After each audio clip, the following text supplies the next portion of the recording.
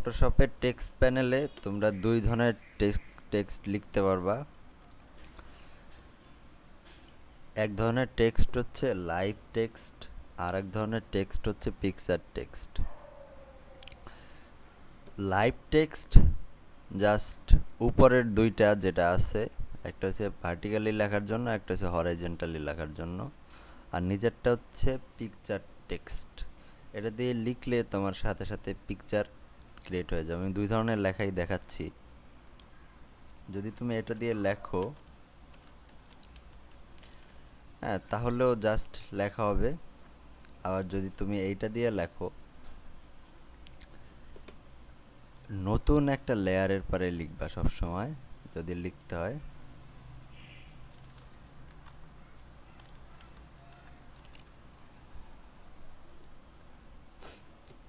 এটা লেখার পরে একটা সিলেকশন তৈরি হয়েছে। এই সিলেকশনে তুমি ফিল করতে পারো, কিংবা যদি ব্রাশ দিয়ে তুমি করো তাহলে হবে। জাস্ট কমান্ড ডি ক্লিক করে ডিসিলেক্ট করো। দুইটাই টেক্সট এবং দুইটা দেখতে প্রায় একই রকম, একদমই একই রকম, এবং এই দুইটার মধ্যে কোনো পার্থক্য নাই। কিন্তু তুমি যদি লাইভ টেক্সটটাকে এখন এডিট করতে চাও, জাস্ট ক্লিক করে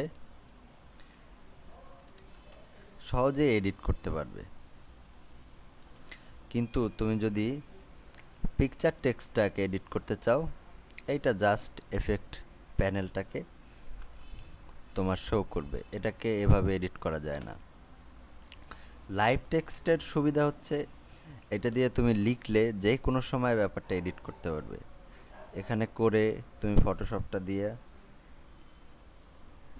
যখন তুমি তোমার কাজ ওয়েবে আপলোড করবে, তখন যদি কোনো জায়গায় সারার দরকার হয়, ভুল হয়, মিস্টেক্স হয়, তখন জাস্ট তুমি ফটোশপ ফাইলটা খুলে লাইভ টেক্সটে গিয়ে এটা পরিবর্তন করে নিতে পারবে। অন্যদিকে ইমেজ টেক্সট, এটা তুমি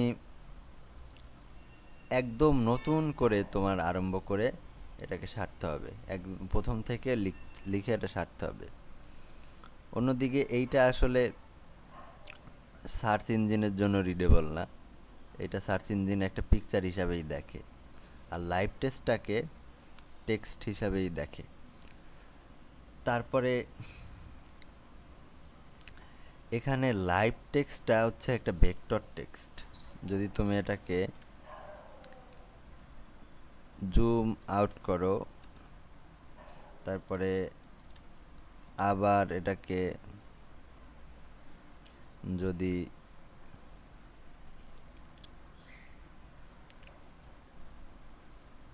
লিখো, তাহলে এটার কোনো পরিবর্তন হয় না, কারণ এটা ভেক্টর টেক্সট। কিন্তু যদি তুমি এই পিকচার টেক্সটটাকে বড় করো, তারপরে আবার ছোট করো, যদি এটাকে ছোট করো,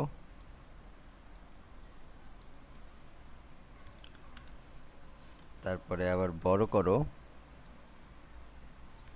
তাহলে দেখো কি হচ্ছে। এটার মতো এটার ক্লারিটি নিশ্চয়ই নাই, এবং এইটা একেবারেই অপরিচ্ছন্ন দেখাচ্ছে। তোমরা আশা করি বুঝতে পারছো লাইভ টেক্সটের সাথে পিকচার টেক্সটের পার্থক্য, এবং তোমাদের পারপাস অনুযায়ী তোমরা সবসময় এই টেক্সট টুলগুলো ইউজ করবে।